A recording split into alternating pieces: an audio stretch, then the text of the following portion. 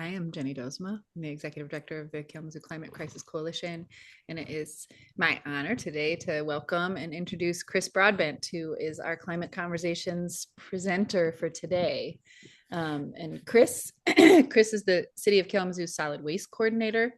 Many of you know and have worked with him before, where he oversees the city's recycling, composting, and waste diversion programs. His work spans recycling programs from electronics to expanded polyester foam, curbside collection, and leaf and compost programs.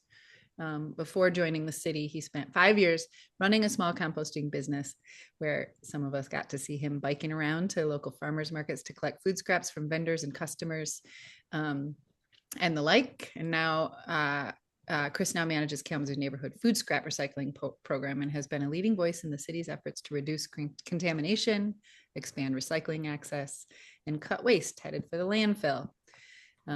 Chris, thank you for being here, and I will turn it over to you. Thank you, Chris. Great. Thank you, Jenny, and appreciate that wonderful introduction. It's great to be here with you and the rest of the Kalamazoo Climate Crisis Coalition today on Friday. So thank you for the opportunity.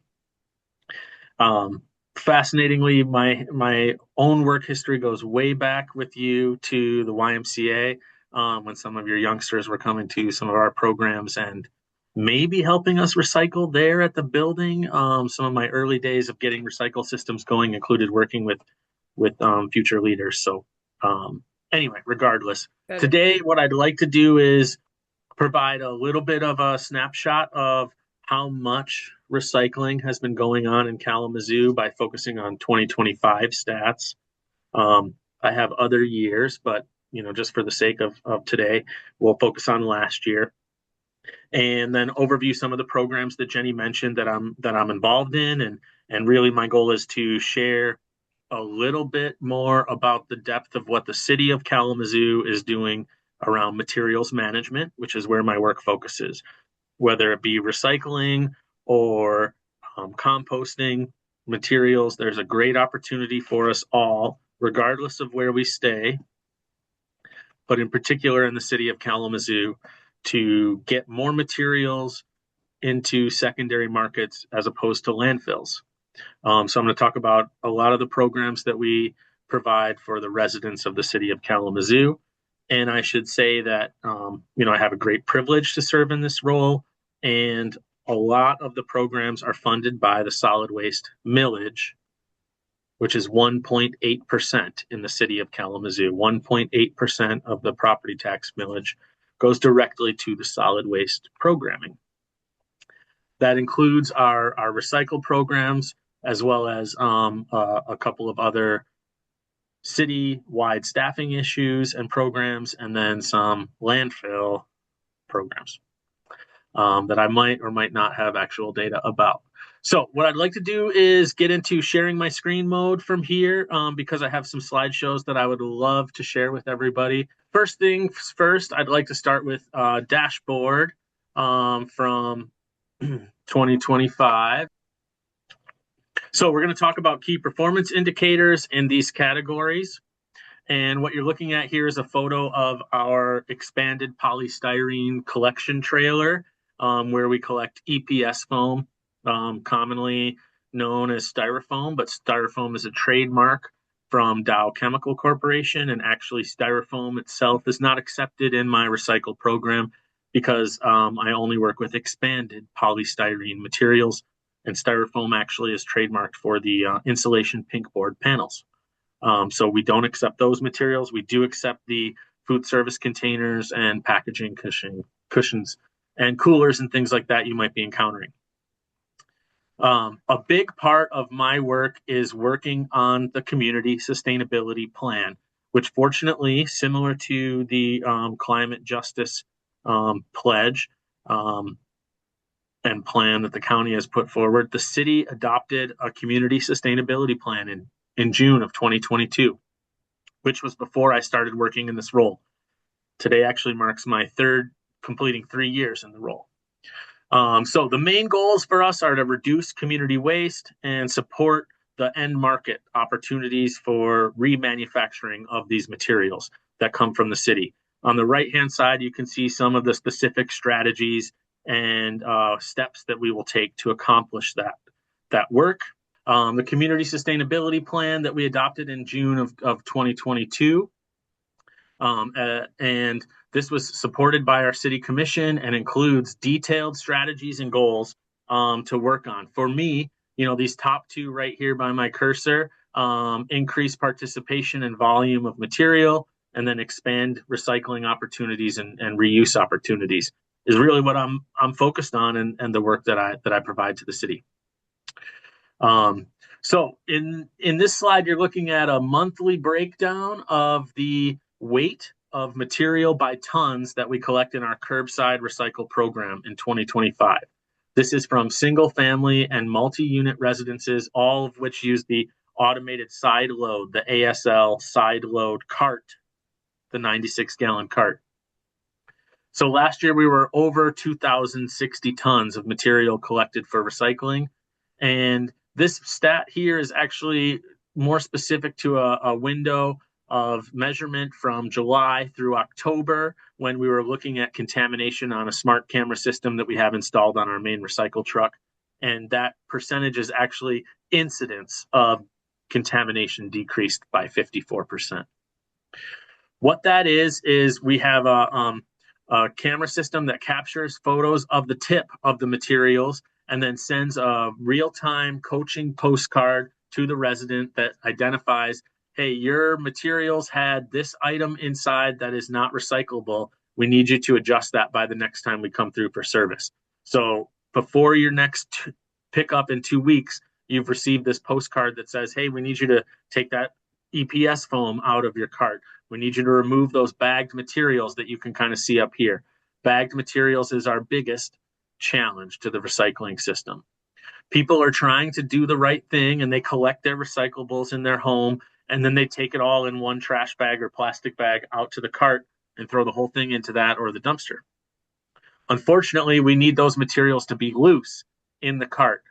So we work on that point. We provide education resources. We're providing these postcards and direct mailers. Excuse me. And then we also have infographics and fridge clings that we share with residents to help them succeed at recycling.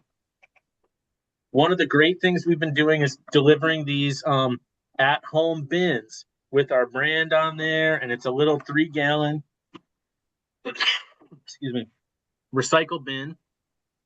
And then we also have these tote bags that we've been delivering across the community that are about the same volume, but they have a handle on the bottom so that residents are able to tip their bag into their dumpster and keep their materials loose. So not only are we educating people and coaching on this point, we're providing resources to help people succeed, which I think is a really important and not insignificant part of our programming, that we're able to share ways and methods and coach behaviors up, and then also provide things to help people succeed with that.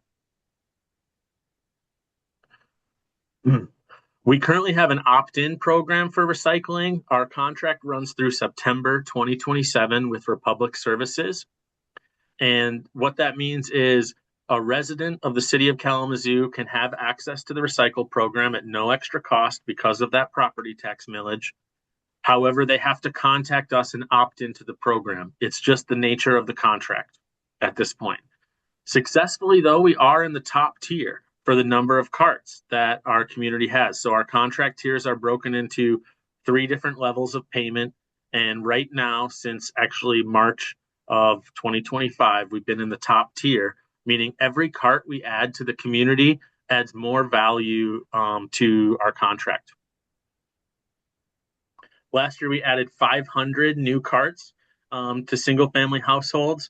And a big part of that is a direct mailer campaign that I have a different slide to show you once I exit this show.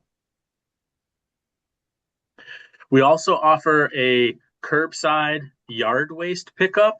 We actually rebranded this as yard waste this year. So the slide from last year references brush, but this is tree limbs and weeds you pull from the garden and garden trimmings and materials that are less than 2 inches in diameter, less than 4 feet in length, and they do have to be bagged, boxed, or bundled. Think about those yard waste carts that you might see at some of the residences or you might have at your home. This is similar, but no extra cost to the resident to participate. However, they have to process the material slightly. We run into some hiccups when storms occur, and we're working on providing more clarity about what we can and cannot service during storm cleanups. But last year, we increased the amount of material that was composted in this program by 6.5% or close to it. Already this year, in 3 months of our 7, we've surpassed 169 tons of material. So we're 5 tons away from last year's total in this year, and we still have 4 months to go in 2026. I'll dive more into the leaf pickup program in a separate slideshow, but this is just some data about the previous years and looking at in 2025 how much material we collected. Of the close to 12,000 cubic yards of leaves that we removed from the city streets and right of way, 61% were collected in November and 33% were collected in December, which basically leaves 6% to have been collected outside of the schedule. All of this material is currently composting over at our leaf site and is managed by Morgan Composting Services. They make the Dairy Dew product from Sears, Michigan. I'll be quick about the bulk trash and just saying that it's a legacy project that we have, where residents can put large, bulky materials that don't fit in the trash cart out for landfill service. We offer this quarterly. We're trending this year to actually have more tons sent to the landfill than last year. And then Jenny also mentioned our drop-off recycling events for expanded polystyrene and electronics. We host these events quarterly. Our next event is actually July 25th, coming up the 4th Saturday of this month. We have events July 25th, October 31st, and December 26th remaining this year. These are open to the public events to recycle hard-to-recycle materials that don't go into the cart. Electronics, EPS foam, water filters. We also accept now and have paper shredding service available on site for people that want to utilize that. We collect about 15 trailers a year of foam, and last year we recycled over 30,000 pounds of electronics at these programs.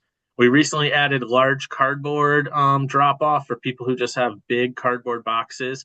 I don't know about you all. I'm probably preaching to the choir a little bit. I'm sure everybody here breaks down all their cardboard every time they take it out to their recycle dumpster or box. Break down every box, break down every cardboard, save that space for you. A lot of people don't do that, and they bring us their full formed boxes. So we're going to start to break those down at our next event. So this happens from 10 a.m. to 1 p.m. at Mayor's Riverfront Park. And the polystyrene is most commonly found in these food service containers, as well as packaging cushioning. A lot of people are getting them in medical coolers or prescriptions sent home in coolers that are also include the EPS foam or expanded polystyrene. I'm going to switch over to a little bit more detail about the leaf pickup program real quick. This is a program that we offer for residents of the city of Kalamazoo. In my perspective, this is one of the premier programs that we offer as a city. We compost all of this material that we collect throughout the city of Kalamazoo. This year, from that last season, it's over 20,000 cubic yards of material. Leaves, sticks and limbs, pumpkins, grass clippings, organic yard debris. In November and December, we pick up from the entire city all of this material loose at the curb. It's unlike anything else that we do. And we compost all of that material. Because this is a weather permitting program, the same people who run leaf pickup service also run the snow plows and the ice melt delivery. So when ice and snow events occur, we pause the leaf pickup, and it doesn't make sense to pick up leaves when they're covered in snow. Every November and December, we pick up all of the leaf material, including pumpkins, grass clippings, organic yard debris. Winter did not permit us to pick up materials on schedule after Thanksgiving. So we went into January, February, March, April, May of this year in picking up that material. Again, 65% on schedule in November, 35% picked up in December. This is just a little bit more context, but on November 17th, we opened up reporting for missed pickups. And by December 23rd, we had closed that reporting. We got 712 reports. And when you compare that to the 20 plus thousand single family households, a little over 3.5% of the people did not have their leaves picked up in the original window. Now, I know, and you probably know, that we can't control when the leaves fall. And we also can't control when people set their leaves out based on when they fall. So I think we need to make a different status besides missed pickup for the future. This is the 2026 calendar year and pickup amounts. And you can see some of the photos of the leaves being collected. And then this is a slide of the finished material about to be hauled off to Sears, Michigan by Morgan Composting. This is the 2024 material remnants. And then this is our total count from 2025 season. For those of you most interested, these are heat maps of when we were able to provide service. So the yellow indicates much more heat and also frequency of pickups. And then this map is actually from December 18th through March 31st as well. So once the program was on, we were able to service this amount. And then all of this is actually overtime or after time for services, including this May and April map. I'd like to just show some photos, but basically our crews are out on blowers and using tractors to move the material. And then they will use a front loader and some packer trucks to pick up the material. These are called tinks. It's basically like a hand for the tractor to pick up the material. This here is the leaf site. So this is leaf material from 2024 that was composting and was removed before we started the season. And then we had 27 work days of service from November 3rd to December 26th, and 71 work days of service total for the leaf program. In 71 days, our crews picked up over 20,000 cubic yards of leaves, which are now composting within the city of Kalamazoo. I was wondering, how does the Kalamazoo city use the composted leaves? Great question. Like all our recycle programs, as soon as that contractor touches the material, they own it. So Morgan Composting runs the leaf site for us. They hold it in regulation with Eagle, and they own the material. When they touch it and start working it, it's theirs. They're responsible for it, and they also gain any benefits of retailing it or selling it on or brokering it to the next user. So you can buy dairy dew products, veggie dew, flour dew, and similar using City of Kalamazoo leaf material. I think the City of Portage does a similar thing with Kalamazoo Landscape Supply. So their Renewed Earth product also features leaves from the City of Portage for further context. This is our website for the recycling and waste programs. And I don't know that I could ever do it justice entirely and talk about all of the programs, but this is the spot to learn more and find out all of the details about when to get stuff picked up for your individual household, how to participate in other things like the hazardous waste program, and then where to get our program guide, which I'm going to switch to now. This is something that we mail to all of our residents twice a year, and includes information about all of our pickups, the yard waste and bulk trash, our recycling drop-off events, such as the EPS foam and electronics I mentioned. I'll get into the food scrap drop-off, which is new for us. And then we partner with the county on the hazardous materials, the HHW site, as well as scrap tire drop-off. We partner with the Kalamazoo Conservation District for scrap automobile tire recycling. You can get the curbside pickup reminders and schedule, and then look up all kinds of information about what is and is not accepted and find your service days. And then this is generally how we communicate and enforce some of the ordinances regarding waste and those materials in our community. I mentioned the food scrap recycling program. Last year, April, Earth Day, we started a food scrap recycle program across the city of Kalamazoo. And if you look at this map, we have about 8 sites that are open to the public for dropping off materials, food materials. Any food you encounter but don't consume can be recycled with us in our food scrap program. So think about fruits and vegetables, meat, seafood, and bones, breads, flowers and houseplants, dairy and eggshells, compostable products with the BPI certification, even pizza boxes. All of these materials can be composted in that program. We have a weekly pickup and service provider, Organicycle, that comes down from Grand Rapids to provide that service. To me, this is the leading edge for recycling in our community right now, because 20% of what's in Michigan's landfills is food waste. And the state of Michigan has aggressive goals to reduce that by 50% by the year 2030. My colleague Justin and I like to say at this point that the garbage disposal and sending your food scraps and food waste down the garbage disposal actually still results in the material going to the landfill.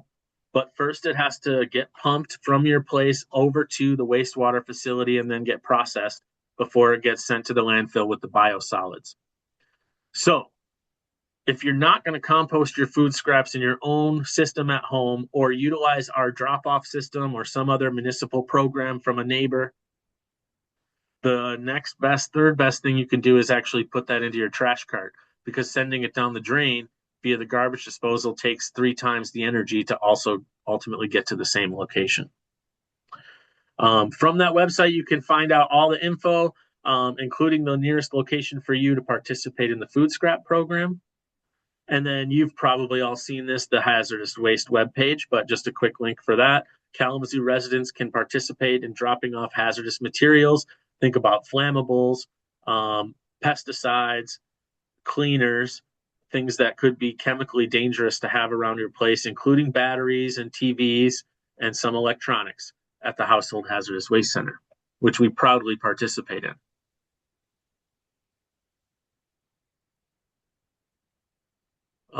Okay, I mentioned that we sent a direct mail to residents across the city to join the recycle program. This is that example.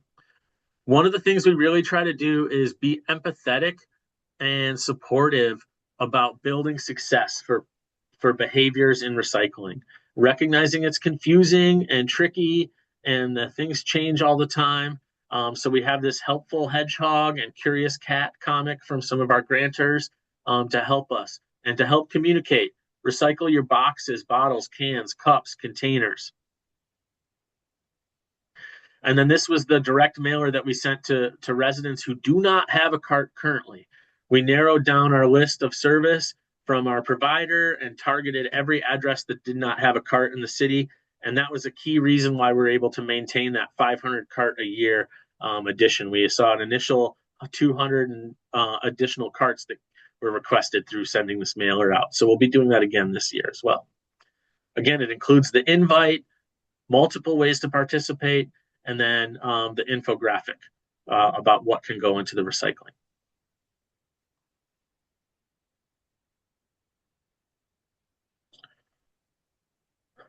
I think I have one more thing I want to share. At the county level, we just finished collaborating with Rachel Grover and Rachel Yondel and the Materials Management Planning Committee on what's called community-based social marketing. And that is a psychological process and behavior science process that we went through, applying research and best practices. And basically that's where we learned about this 20% of the food waste being of food. 20% of the landfills in Michigan is food waste. And what we've learned is that people are likely to adopt composting if we can provide them with a container. If we can provide them with something to help them place their food scraps in a cart, they recognize the impact of that. And so we'll be working on providing more of the sure close containers across the area so that people can collect their compostables and take it to one of the nearest drop-off sites. So that's kind of a snapshot of the programming that we offer and the ways that we're working on increasing participation and increasing the volume of materials that are recycled, how we're looking into or supporting additional recycling opportunities. Think about the electronics and the EPS foam and the water filters, which we've since added. We're firm believers that recycling works in our community, and we want to elevate that and invite everyone to participate. And when we do invite you, that you feel right away successful. Again, our next drop-off event for some of those hard to recycle items is July 25th. And it didn't come up in any of the slides here because it's more of a experimental and research focus of our team this summer, but we're partnering with WMU and the Broncos Lead program to work on recycling in the public spaces. No longer will you be able to go to a public event and get away with throwing your cup or container into the trash. And when I say no longer, I mean check back in a year or two. But we're working to do that event by event. And right now we've started with the Kalamazoo Farmers Market, which is near and dear to my heart and my family and my work, and Lunchtime Live, which is also a premier event run by and in both of these are in city parks. So we're looking at ways to support other departments and other teams in providing successful recycling infrastructure, and practicing coaching people on what goes where is a constant need. So we have researchers who are working on different display methods and their success rates, and we're always curious about and auditing and looking for materials to be accurately placed. I said the other day that I'm not concerned about the wrong materials going into the recycle stream, and you can be divided with me on that. I'm more concerned about recyclable material going into the landfill stream. So we're fighting that fight and talking about that and doing that work to make sure that we're building successful systems. And much of it is slow and frustrating because I would love to be in a place where every water bottle that goes through our facility gets into the recycle. That's not the reality. And a lot of that is probably context, news from various outlets that may or may not be accurate anymore or relevant anymore. And of course, the ever-changing recycle environment around us. But these materials have value. The companies that we work with are million and billion-dollar corporations that are providing these services because they're generating revenue off of this. We pay them to pick up the material and remove it, and then they can retail that product and retail that material onto their end market or their next user. I'd be happy to talk about the path of our recycling in the city and answer any questions that I have before I get too heated and too much on my soapbox. I'm going to throw it back out to the audience about that. So thank you for hearing me and staying with me through any technological opportunities. I'm curious if you've had any conversations with neighboring municipalities about expanding some of the categories. It's kind of a mosaic because some municipalities have some services already, others have another set of services. However, if the city were to go together with some of the inner core neighboring townships, I'm thinking, of course, mostly of Kalamazoo Township, where I served as a trustee and clerk.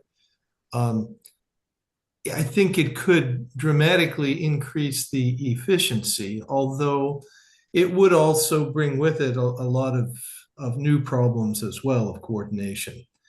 All I'm asking is, has this ever been discussed at the city level?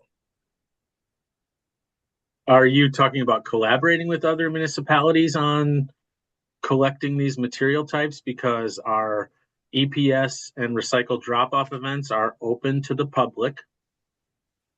Well, that was going to And be a I'll follow-up be honest, question, so thank you for that. yeah. And 65% of the people that show up to that event are not from the city of Kalamazoo. So we've been surveying to uncover that.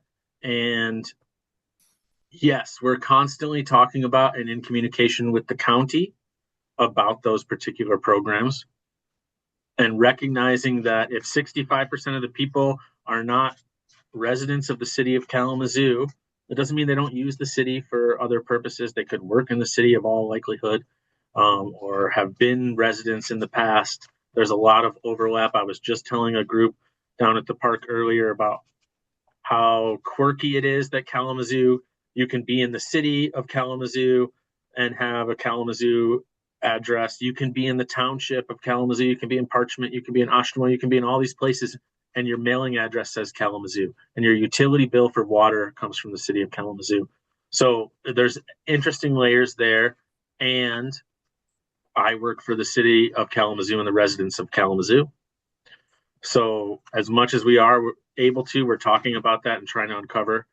Right now, for context, we pay the county of Kalamazoo $65,000 for our residents to go to the Household Hazardous Waste Center. Could there be something similar where the county pays us, or we get a credit on that account for allowing residents to come from anywhere in the county to drop off their materials at our drop-off event? I'll be honest, I inherited that event. And before I started this job, I would have been trying adamantly to not encounter EPS foam in my existence. And maybe many of you are the same. But then I since learned that it gets recycled into building materials, into concrete forms, insulation, roofing materials. There are a lot of other uses for it. And it changed my perspective and changed my insistence on getting that material recycled. And now it's become the bane of my existence. We get too much material from the township and too much material from other places that we can't manage. So for that particular material, Mark, yes, we're in constant communication about those items. There's a little bit of conflict about the electronics because Household Hazardous Waste does generate some revenue from the sale of their electronics materials. And we have this drop-off event where we're recycling materials. So there's a lot to uncover and plenty of opportunities to collaborate. The leaves and some of those other things are more municipality based. We pick up the leaves so that they get out of the street. We keep the phosphorus and other runoff materials out of the river watershed, and people don't burn them. And then we get the positive benefit, I think, of having all of that material composted here in the city, but also composted in the state of Michigan and turned into a great program. So yes, we are collaborating. Yes, I think other townships and municipalities got to get on the game and get with us on this, or figure out and have their own event. There's no reason not to do that. But the thing about recycling and composting, all of this works because of aggregation. You've got to have mountains of this stuff to make it work. Thousands and thousands of pounds, tons and tons and tons. Just in the way that they sell it is by the 1,000 or 2,000 pound cube. Cardboard and the HDPE plastics, your high density polyethylene. So there's a lot of opportunities to collaborate and aggregate, and these issues transcend jurisdictions.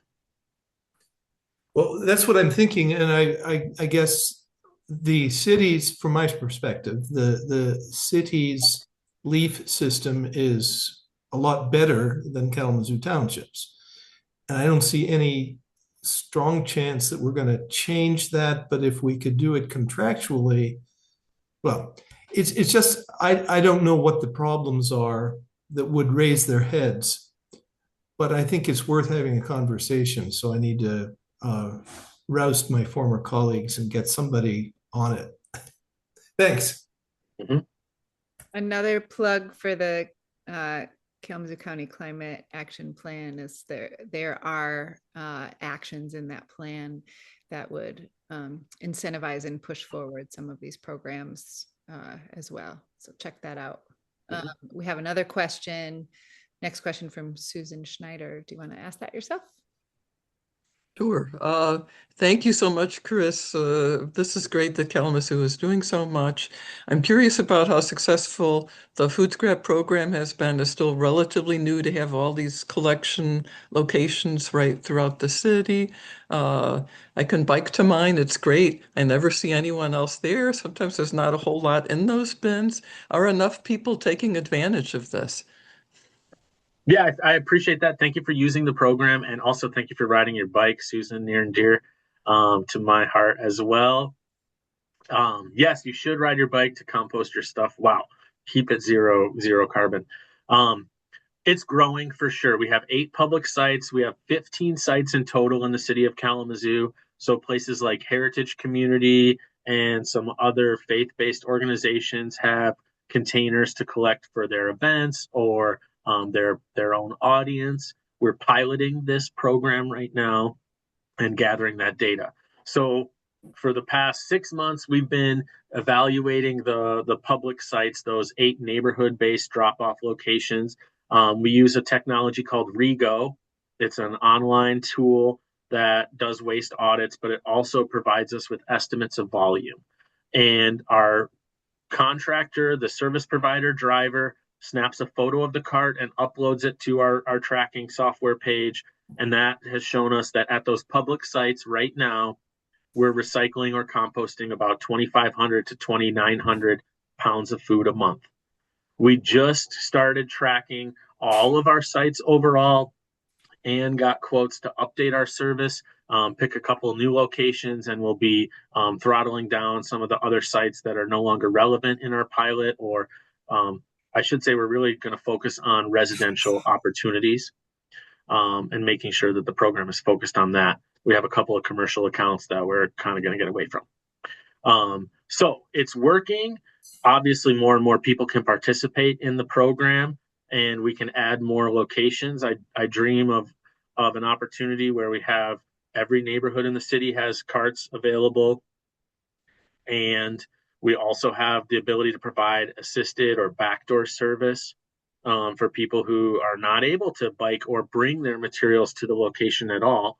I think that would be an equity opportunity for us, and there's great opportunities to improve. But our plan is to continue to grow the program. We'd like to go to bid by 2027 for that, so that we can lock in a 2 to 3 year agreement and grow to upwards of 50 carts across the city. Okay. Wonderful. Thank you. Yes. You can go ahead and just read the questions. That's fine. Okay. Can you use compostable plastic bags for food scraps? Yes, as long as they're certified biodegradable products institute. BPI certification is our preferred certification from our vendor for liners or bags for your food scraps. Yes. There also are BPI certified grocery bags, grocery paper bags that you can get. Some of the stores are giving those out. You could also utilize something like that. We've been passing out the SureClose bins to try to increase and get new users to participate. Some of you who have been using it are probably finding yogurt tubs, Ziploc bags, whatever you can use to get that stuff diverted. Thank you. And then there's a couple additional, does all recycled material end up in new products? And can you talk about how and whether or not they lead to reduced energy and resource use? So to my knowledge, we went and toured the MRF, which is the material recovery facility where all of our curbside recycling materials go from the carts and dumpsters. That's down in Elkhart, Indiana. Much of the region, the township included, basically everything from us west to the lake and south down to Indiana, that kind of Michiana area and southwest Michigan. A lot of that material goes to Elkhart, where it is sold, and they process and sell 98% of the recyclable material that comes to their facility. So they also offer something that may be unique or maybe other MRFs are adopting, but they will cycle back through materials. So they'll have it go through the line one time, and if it's still on the line, it goes back through again and gets picked up. So they instead of having everything leave the facility, they divert it back onto the line to be sorted twice. So they check and multi-factor authenticate the materials and do the best that they can. 98% of what they encounter, if it is recyclable, they'll sell it. From there, you and I can buy things if we had that kind of currency and broker, and we can sit on it and do nothing with it, or we can turn it into new products and manufacture it. So I'll leave that up to the businesses that decide to make those purchase decisions. But to my knowledge, the cardboard and paper is being repurposed. Graphic packaging is doing that locally. Pratt Recycling and Michigan Fiber are some other businesses that are involved in that. The plastic materials are being turned into recycled carts, for example. There's a company called Cascade Engineering out of Grand Rapids that makes recycled carts out of post-consumer recycled materials. So not only is the cart recyclable, but it's made of recycled materials, for example. And then you're probably like me, you're always looking for or trying to see, and when you're making consumer behavior decisions, looking for products that are made with recycled material or recycled content. I think believing in that and making those decisions is one of the best things that we can do to make sure, we're voting with that choice, with our purchasing and our consumer behavior. Thank you. And then we have one more question from the chat. And then if any of you have remaining questions, please shout them out there. And what about eliminating plastic bags from stores and banning styrofoam from use by restaurants in Kalamazoo? What about it? What about it? Yeah, interesting. You probably all know right now, I think Michigan has a ban on banning plastic bags for stores. Maybe that's getting lifted soon, or that's another call we should have. So there's interesting layers there because right now our EPS foam collection, we depend on Dart Container Corporation from Mason, Michigan to pick up the material. They manufacture solo cups and food service containers of EPS foam. They pick it up and recycle it and then sell it on the market or reuse it in their own products. One of the stipulations they have is they won't pick it up from a community that has banned EPS foam material in their community. So if we want to recycle it, do we bridge that river a little bit, or do we want to adapt to go beyond the foam material? Same thing with the plastic bags. They can be recycled. Personally and professionally, I take plastic film and plastic bags to Meyer to be recycled in their program, either through Trex and the composite decking manufacturers, or companies like Novalex, I've learned recently, are buying film from local collection points and using it in their next products. They're making yogurt cups from recycled content, and they're making other materials, clamshells from recycled films. So I respect and appreciate that point of view. And for the job that I have now, I need to be more focused on finding ways to recycle and repurpose those materials. It wouldn't be prudent of me in this seat with the city to try to push forward that. I will leave that kind of legislation or policy to others at that level. My job is to get that material recycled and to find ways to make sure that it does. So I challenge people on that ban of these things. Like, the plastic bag is ubiquitous, yes, and for good or bad reasons. I can live without plastic bags, but I don't, and I recycle them. All the plastic film that comes into my house, I try to recycle and divert. And many of you are probably the same. All of the foam that I encounter, I try to recycle and divert. It takes commitment because you got to have someplace to collect it and hold it. Because again, you need it in aggregate, or you need to go to the store to drop it off, or you need to go to our once in a blue moon recycle drop off event to get it there. So it takes that extra commitment, and it's just, all I really want to say about that is I respect that point of view, and I'm not inclined to try to ban these materials right now, although that may be the most appropriate thing to do. I'm working on getting them recycled so that at the very least we've got that baseline protection for our for our environment, for the climate. That recycling is not the number one solution that we should be looking at. Obviously, doesn't go recycle, reuse, reduce. It goes reduce, reuse, recycle. So yeah, let's cut out those materials. And if we can't or don't, let's recycle what's still available and still there. So, I would just kind of bring all those points to that conversation. I do think it's very valid. I don't see us banning those things in Kalamazoo City. And what I would really love to see from the restaurants is moving towards a compostable product, because now we can divert all of that from the landfill. And that's a simple win for recycling that material. You don't have to worry about grease or food debris or contamination on that. You can put it with your greasy pizza slice and all your leftover fries and macaroni and taco into the compost bin included with that. So there are other things that we could do. And instead of banning something, maybe we want to get to a point where we provide materials for vendors in our county or in our region to be successful in the way that we want them to. Because it ultimately comes down to price and a lot of these things, and people are trying to provide for themselves and their families, and you're asking them to make an economical decision or a business decision, either for small businesses or large corporations.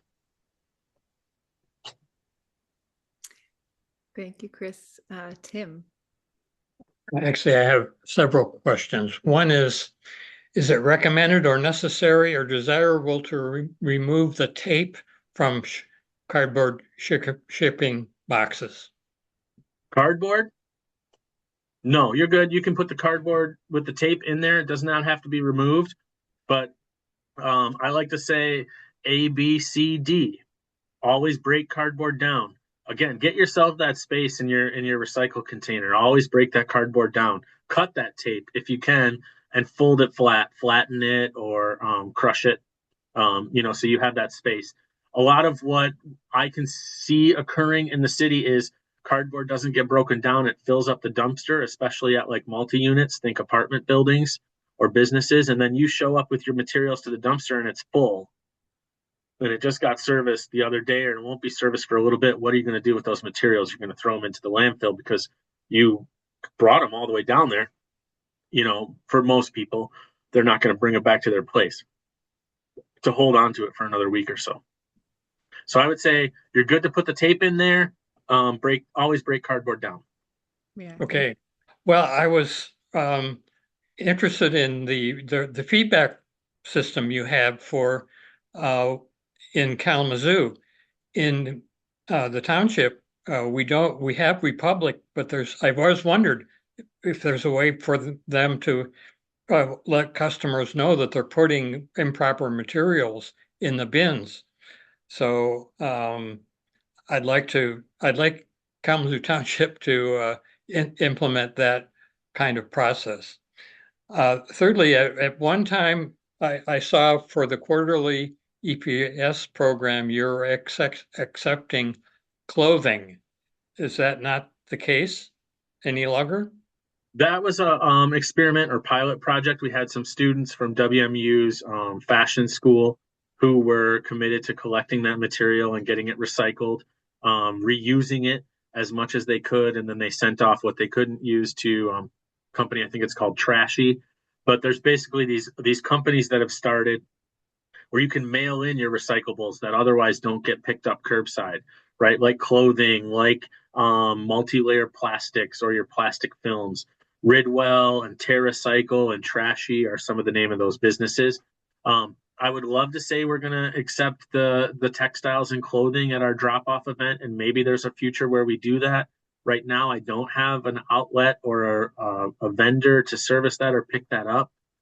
So I need to continue to work on that, but no longer are we going to be accepting textiles until we find that, who do we give it to? Who do we sell it to? Who do we get it to get recycled? So we learned a lot. I think they encountered like 4,000 pounds of textiles that first one day.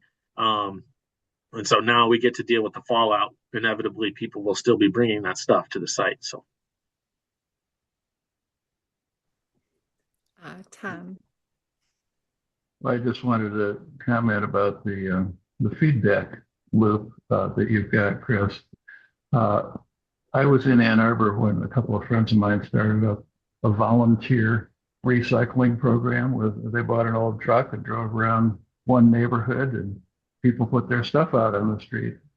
And if you left the wrong stuff there, they left it for you on your curb with a note telling you why it was there. And that was it was self-correcting, let me say. We called them the recycling police. Some people called them the recycling fascists, but it worked very well. So I think that system is probably going to be very, very helpful. yeah, I agree. And something you said there, Tom, and in real time you get that feedback, and we have a similar thing set up wherein if the driver of the service sees that the container is contaminated, think about the lid being open on your cart, and the driver can see in there, or it's so stuffed full that some material is overflowing out of that. They don't have to tip the cart. If they can see that it's contaminated, they don't have to tip it, and they leave a tag on the cart, an oops tag that reminds them, hey, we found this in your cart. We need you to take that out by the next time we provide service. And so they'll leave that cart. I agree with you wholeheartedly. If people are putting inaccurate materials out there and they get the positive consequence of having those materials removed, they're just going to keep doing that same thing. No matter how many times we provide them with feedback or coaching, if the materials got, then they get the response that they need. And not taking the materials is the best way to put a stop to that, for sure. That's great. Chris, it is just 1 minute after 1 o'clock. Mhm. This was a great presentation. Thank you so much. I wonder if you will wrap us by, or take us out, wrap up the conversation by telling us things that we can do. What can we do to support the success of this program and the expansion of programs like these? Yeah, I greatly appreciate the opportunity to speak with you all, and your questions are on point and nowhere near the level of questions that Justin was fearfully trying to get me to prepare for. Not that I was. Oh, if we had more time. But I do sense a lot of people on the call today who are not residents of the city of Kalamazoo. There are some for sure that I see and recognize, but I would encourage you to use these programs. Find a way to participate in the drop-off event that we have. Go to household hazardous waste. Good gosh, if there's one thing you can do to support the county's household hazardous waste program, it's utilize it. Look in your garage, in your basement, under your sink. Find any chemicals, any flammables, any pesticides or bug sprays that you might have lingering in your spaces, and get those recycled. Think about your lithium ion batteries, your old power tools, your old electronics. Keep those out of the landfill stream. That's increasing safety for all of the drivers on the road. That increases safety at the MRFs and helps you be responsible with that material. I think that's really important and significant. And then, yeah, like Mark and others had suggested, speak up to your leadership at your municipality and tell them you want these programs or you need inroads into neighboring programs, and to be able to participate fully in the county's climate action planning, and share that information, because the county needs to know these great things are going on within it and that other municipalities can participate. And of course, on the same note, if you've seen one recycle program in one city, you've seen one recycle program in one city. They're so different because, yeah, the township has a different budget from us. They might have a different millage rate or no millage rate. I'm not entirely sure.